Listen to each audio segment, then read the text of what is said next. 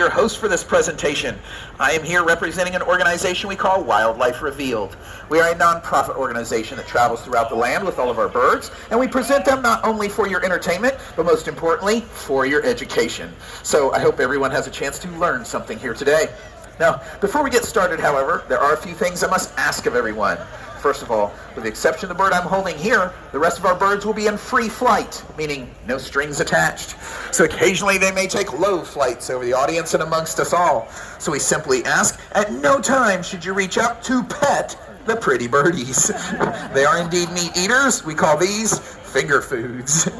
The second item, I always like to point out, we have several perches around the back of the audience in addition to one on our stage. Please be advised our birds will frequent these locations. They are fully flighted and do not always take the most direct path. For this reason, we suggest that you keep your eye on the birdie. This way we will all know the appropriate moments to duck.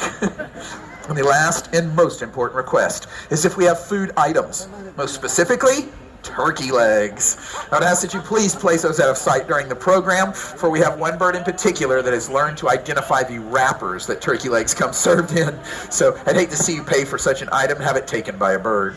And I will give everyone fair warning when that bird is to join us. But now that I have said this, are you ready to meet the birds? Excellent. I have many birds for you this day. The first sits right here upon my hand.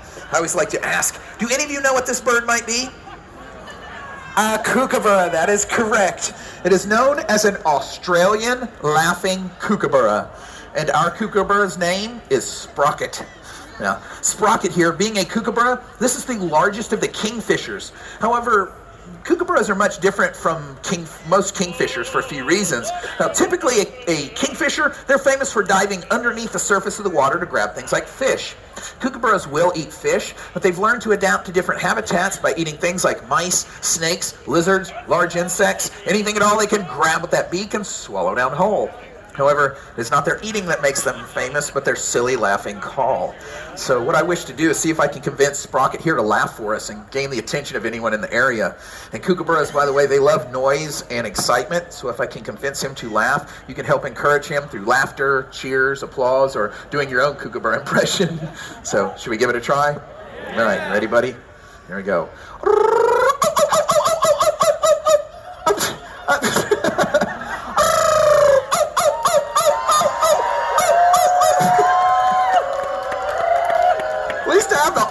Trained. All right, I've got a backup plan here, so pay no attention to what I'm pulling out of my pouch here. It's witchcraft, I know. What I did is I have another kookaburra I have a recorded sound of. Let's see if this works. All right.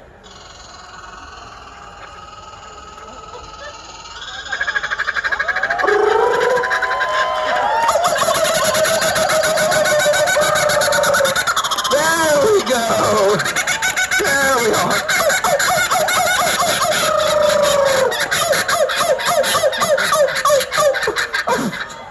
Give him another hand. That worked. Sprocket here, he's only about 2 years old, and the funny thing is I can't always convince him to laugh, but he never forgets to laugh about 5:30 in the morning. It's true. My neighbors love me. And you know, ever since the start of sound in television, movies, or even on the radio, people have recorded kookaburra noises to make pretend jungle sounds, even though kookaburras aren't found anywhere near the jungle. But you know, I can make this more exciting. What do you say? Should we fly some birds? I believe so. I'll tell you what, I'm going to hop him right back inside his box here, and I do have several birds to fly for you. Now, the first hails from the southwestern deserts of the New World. It is known as a Harris hawk. Harris hawks are very unique among raptors because they are social in the wild. That means they live in family groups called castes, and they will even hunt as a team. Several of them get on the ground to flesh prey in the open, while others wait high above to ambush that prey. This is an intelligent adaptation for the desert where food might be scarce. And it is my pleasure to be able to introduce you to one of our Harris hawks. His name is Jinx. All right, Jinx, right up here, buddy. You can welcome Jinx to the stage. Now, Jinx here, being a hawk, is a typical raptor. Now, what I mean by this is that he has physical features that make him different from other predatory birds. The kookaburra, for example, what are you doing? It's not noble on the ground like a chicken. Okay, thank you. Yeah, that'll work. Drop some food. All right, back down here, Jinx. Oh, you see, the kookaburra, for example, that bird uses his beak to catch his prey. Raptors, however, they use their feet. And on the end of this bird's toes are claws called talons. Those are his weapons. He will use his feet to grab on and hold on to very large prey. And even the... Whoa! The bird is cutting it close today. Even though Jinx here, he only weighs about 1.5 pounds, he is quite capable of catching something as large as an 8 or 9 pound jackrabbit for dinner. Just a thought, as the bird flies overhead, you might not want to look up and say, wow, he's trained, he's not housebroken. You think I'm kidding. No, right, fly out to Christy. Now, again though, this bird might capture something the size of a jackrabbit, and if he did this, it would be far too heavy to fly away with, and certainly too big to swallow whole. So they have to be able to rip their food into smaller portions. So you might notice his beak. It's hooked and curved downwards. That beak lets him rip and tear and eat very quickly. It was very brave how you hid behind the child, sir. I shouldn't pick on you. I watch as the bird flies overhead, and half the time our audience doesn't duck, but everyone seems to remember to instinctively cover their beer. Human instincts are backwards, but that's all right. But again, you see, this bird does have the beak to eat quickly, but his most impressive trait is his eyesight, seeing about 4 to 8 times better than humans do. And this allows him to spot prey, like maybe a rabbit, moving from about 1 mile away. They could even tell what color it was, for raptors do see in color. In fact, we believe they see in a wider range of color than humans, including infrared and ultraviolet lights as well. All these traits let them do one thing incredibly well, and that is hunt. Now, in the wild, a hawk like this might hunt for prey as large as jackrabbits to creatures as small as mice and lizards. However, they are found in the desert. It is not uncommon for them to catch things such as rattlesnakes. That is impressive prey, for you may only make a mistake once. But because they are so good at hunting, falconers for more than 5,000 years have employed the services of raptors, such as hawks, falcons, even eagles, to do this job. And you must remember, falconry started long before the invention of items like the rifle. It was not only an efficient means of catching game, but a sporting one as well. And the most incredible part is that very little has changed in the art or sport in a 5,000-year time period. We still use the same training techniques of positive reinforcement, meaning I give the bird a food reward when he does a behavior we desire. But also, we use the same equipment, such as the leather glove protecting me from his powerful feet and sharp talons. So, after all, all right, one more flight back up here. All right, Jinx, back up front.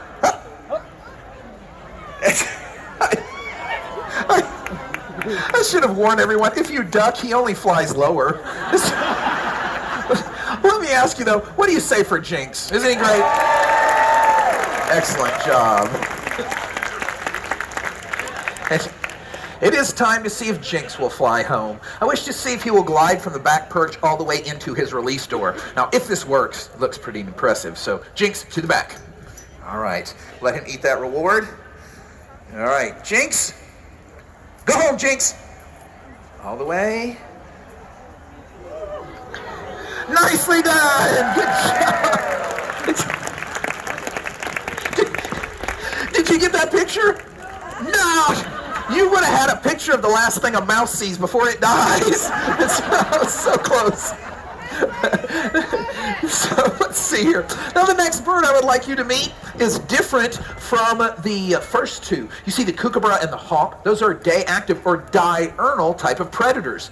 There are a set of raptors famous for coming out at night. Of course, we use the term nocturnal to describe those. So who comes out at night? Who? That's right. I took that one out of my dad joke book. I do have an owl for you. This is one of the largest species of owls on the planet. It is known as a Eurasian eagle owl. Our eagle owl's name is Romeo. All right, Romeo, right up here, buddy. There he is. You can welcome Romeo for me. Now, Romeo here, being an owl, he has traits that make him very different from the day-active predators. And these are adaptations that let him hunt so well at night. For starters, you may notice how he has gigantic orange eyes. His eyes are about the same size as yours and mine, yet he can dilate them much more than Humans can dilate ours. We believe they can see as much as 100 times better than people can at night. We've actually seen owls like this hunting for prey the size of a mouse from a football field away, using only starlight to see by. To the back, buddy. To the back.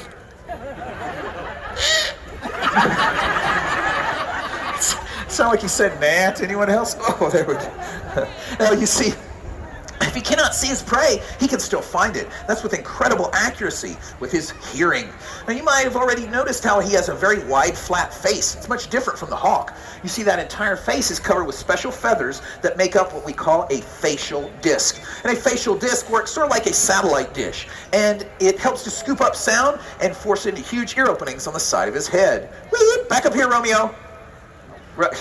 Are you standing on your food? Okay, there we go. Romeo, you have to turn around, buddy. Whee! Check under your toe. Okay, back up here, Romeo. There we are. Now you see, owls like this are known to locate prey, such as a mouse underneath snow or grass, and they can catch that prey without ever seeing it. They have another trait, though, the ability to sneak up on their prey. So you might listen as he flaps his wings. Flaps his wings. There we go. Duck or owl, that's right. Now when he flaps his wings, you shouldn't hear anything at all. Owls are capable of almost perfectly silent flight. That is because the edge of their feathers are very soft. So when they flap their wings, they don't make loud flapping noises. And also, when the feathers rub together, there are no rubbing or friction sounds. The top of the flight feathers are covered with sort of a velvety coating. So that way when they rub together, they don't make much friction. And that way, an owl can sneak up. Romeo allows an owl to fly quietly. Romeo, you have to fly to David. Right there. Fly. Float.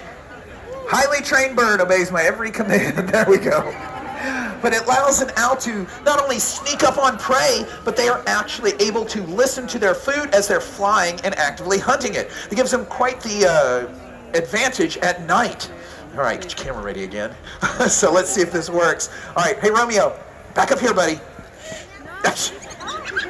I should have explained owls. They're basically cats with wings.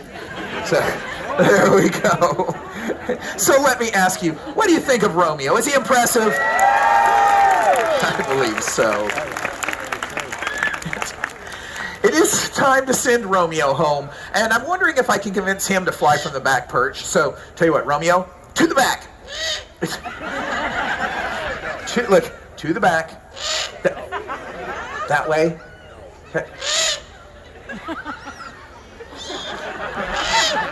That way. Fly. There we are. All right.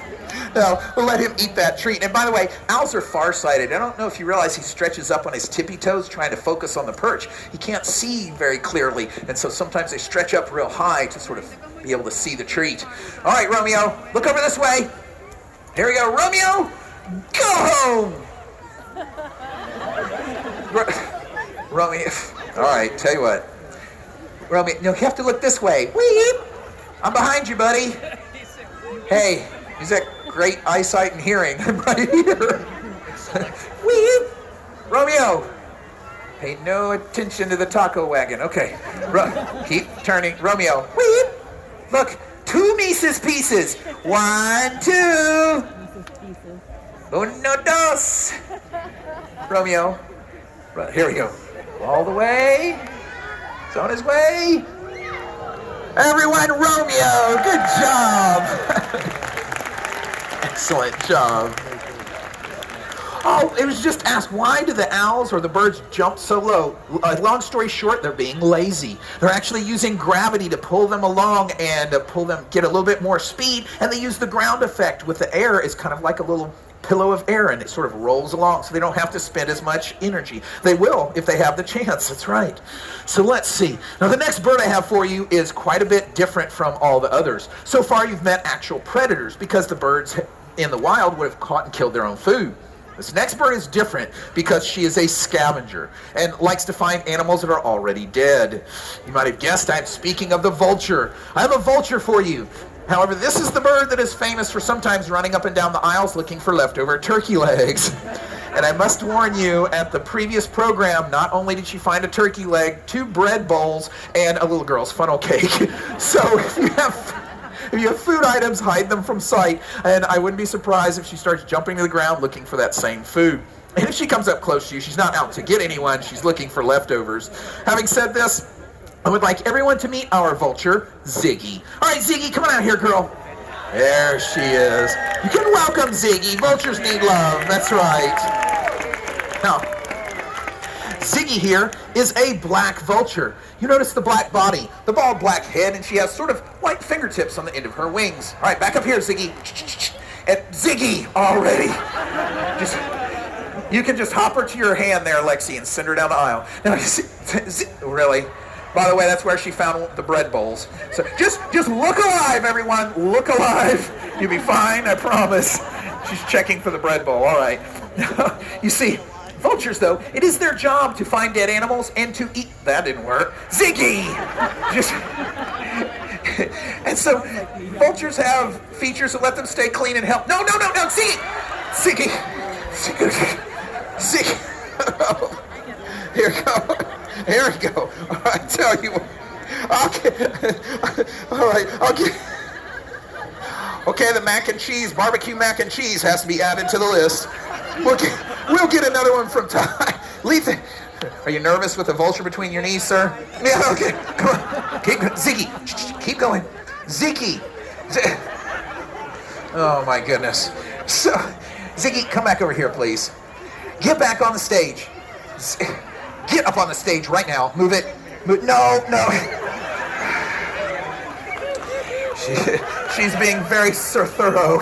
Now, you see here, Ziggy, right.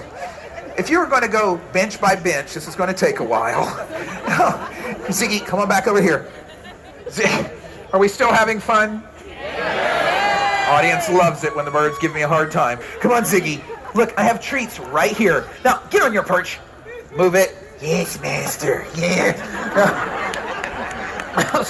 You can give her applause if you want. By the way, last program she flew over there and landed on a picnic table where a family was eating. Yeah, can you imagine that? Oh, and now she's going to go check. Now she's. You love how my bird bouncers have sort of a zone defense when the vulture's out? Yeah. Ziggy! Don't let this bird fool you. She is very intelligent. She knows as long as she's on stage, she can earn more food rewards, but she also knows that the better stuff is somewhere under the benches. So, right over here. Ziggy, right over here. Fly. Don't do... Vultures, you have to realize that they make their living by being curious and finding the new food. I mean, really, how do you figure out you want to eat a roadkill possum? Let's be honest. But they have features, though, stay clean and healthy, like their bald head. It serves an important purpose, because vultures might stick that head and neck inside a dead animal. Fly to the stage. Walk to stage. You have wings for a reason, bird. And, you see, they also have different features like a long skinny beak. You're going the wrong way, Ziggy. Ziggy, you're terrorizing the truck. Get up here. You're not supposed to be on the benches. Come on, back up here. Ziggy, all the way up here.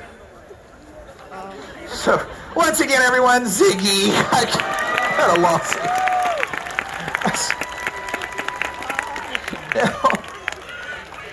Ziggy. The problem is she has found food in the audience, so now she's not going to want to cooperate. But we still need to send her home. Now, she is supposed to fly from the back perch all the way into her release door, and I think we all know how this is going to go. But I'll give it a try anyway. Ziggy, to the back perch. All right, let's see if we can complete this behavior at least. All right, Ziggy! Ziggy! Go home, girl! Shh, go home! Look! Ziggy! All this for you? No, man. All right. Well, that's all right. We have a backup plan. You know what to do, Lexi. All right, here we go. Got her on the glove. All right, Ziggy. All right.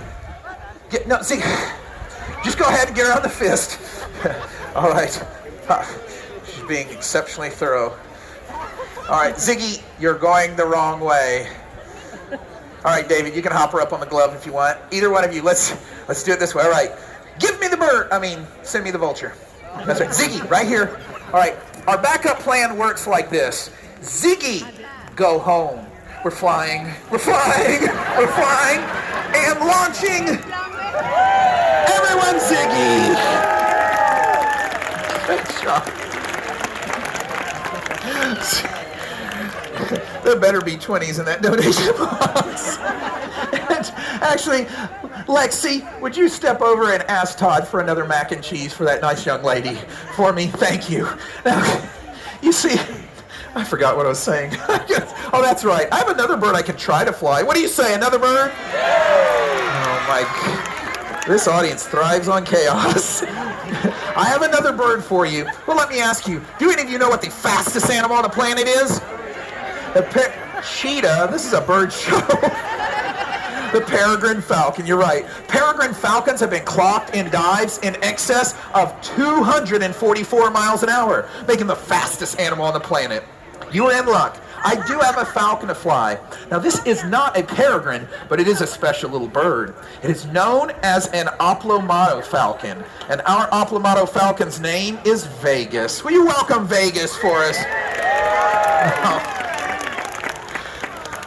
Oplomato falcons are found from the Texas coast through Central and South America. They are a smaller species of falcon, but do not be fooled by her size. This is an impressive bird. Hopefully I can demonstrate that here in just a moment. And the way I wish to do this is by what we call lure flying. Lure flying is basically a game of keep away that the falcon always eventually wins. I have in my hand a lure. It's a fake leather bird, has a food reward attached to it. Vegas has been trained to attack this like she would attack prey in the wild. And historically speaking, this is how a falconer might exercise his bird, keep it healthy and ready for the hunt. In our case, it allows me to show off some of their speed, agility, and skill. Now, flying a falcon on this stage has proven difficult because the building is so close. I can't fly her efficiently. So I'm going to go down the aisle a bit where I have more open air. And also, I need to tell you that right now is fall migration. There's a large distraction with all the wild birds. The reason I say this is that one of our presentations during the show about a month or so ago, she took off chasing a pair of doves. So the show might get exciting again real quick. What do you think? Should we let her fly?